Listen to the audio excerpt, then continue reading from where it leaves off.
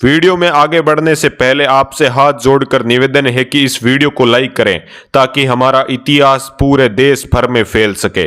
Sisodia versus Rathore. Sisodia Rajput, Bappa Rawal, Rana Kumbha, Rana सांगा, राणा प्रताप, तो दूसरी तरफ राठौड़ राजपूत, राव जोधा, राव बिक्का, अमर सिंह राठौड़, दुर्गादास राठौड़। दोनों ही राजवंशों में ऐसे अनेक सूरवीरों का जन्म हुआ जिन्होंने दिल्ली के तख्त को हिलाकर रख दिया।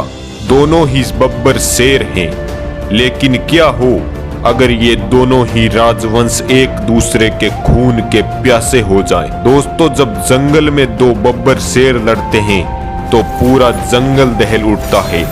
चारों तरफ बस दहाड़ने की आवाजें गूंजती है। जंगल के सभी जानवर छुप जाते हैं। उसी प्रकार जब राजपुताना के दो बब्बर शेर आमने सामने आए तो पूरा राजपुताना हिल जाता है। जी हाँ दोस्तों, इतिहास में एक ऐसा भी समय आया था जब राठौड़ों और सिसोदियों में घमासान युद्ध हुआ। पूरे राजपुताना को ऐसा लगने लगा कि अब तो प्रलय आएगा। यह बात है 15वीं सदी की, जब मेवाड़ के सिंहासन पर विराजमान थे महाराणा कुंभा और मारवाड़ के सिंहासन पर विराजमान थे राव जोधा। दोनों ही शासक युद्ध कला में अत्यंत कुशल थे। दोनों के पास एक बड़ी फौज थी। दोनों ही राजपूत थे। हुआ कुछ यूं कि जब जोधा के पिता राव रड़मल की मेवाड़ में हत्या हुई तो जोधा अपनी जान बचाकर पुणे मेवाड़ से मारवाड़ आ गया। मारवाड़ में जोधा ने अपनी शक्ति को बढ़ाया और कई सालों के संघर्ष के बाद पुणे मारवाड़ की राजधानी मंडोर पर अधिकार कर लिया।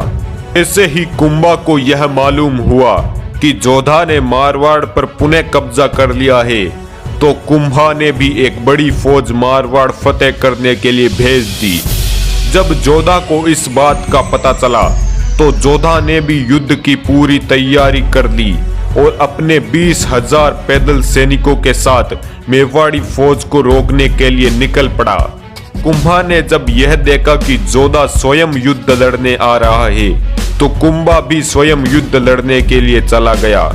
दोनों सेनाएं आमने सामने हुई।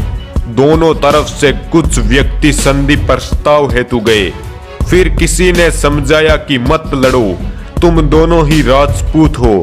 अगर तुम दोनों एक दूसरे के खून के प्यासे होकर लड़ मरोगे तो भारत माता को दुश्मनों से कौन बचाएगा। फिर दोनों के बीच संधि प्रस्ताव हुआ, जिसे आज हम आवड़ बावड़ की संधि कहते हैं।